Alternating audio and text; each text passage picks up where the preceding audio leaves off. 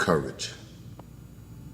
I think a lot of the times men at the end of the day are cowards. I think we oftentimes find ourselves responding to sin as if we're courageous, but when it comes to things like purity or integrity or something that's godly, we actually fall short and we become cowards.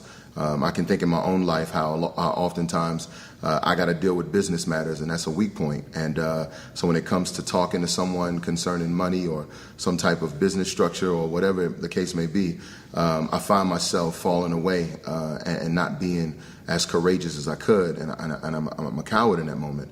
I think from another standpoint, if I find myself in an altercation in traffic or when I'm actually out and about meeting new people and somebody rubs me the wrong way, I want to rise up within myself and act as if I'm bold to defend it or to show myself strong. And there's an inconsistency there because that's not really courage, but we believe a lie that it is. Take Brian, for example.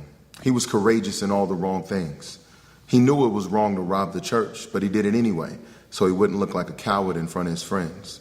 He knew it was wrong to holler at Tiffany because it'd make Rich mad, but he did it anyway because that's what he thought courage was. And so when you speak of courage, I think Christ came and modeled that, being the perfect man who came down and dwelt among us, modeled it and lived it. He proved to us that one day we would have to be courageous. The Bible tells us, Christ said he would have to one day face judgment. He would face people who would belittle him, malign him, as he said. And he told us if they're going to do that to the master, then expect that would happen to us. And it does. And so in those moments, we have to find ourselves just as courageous as Christ. And that doesn't mean that there aren't going to be times that we won't be afraid. That's not the real issue. The issue is how you're going to respond once you're faced with your fears. We see Christ in the garden with the opportunity to either be courageous or to be a coward and run from his fear. But instead, he says, Lord, let your will be done and not mine.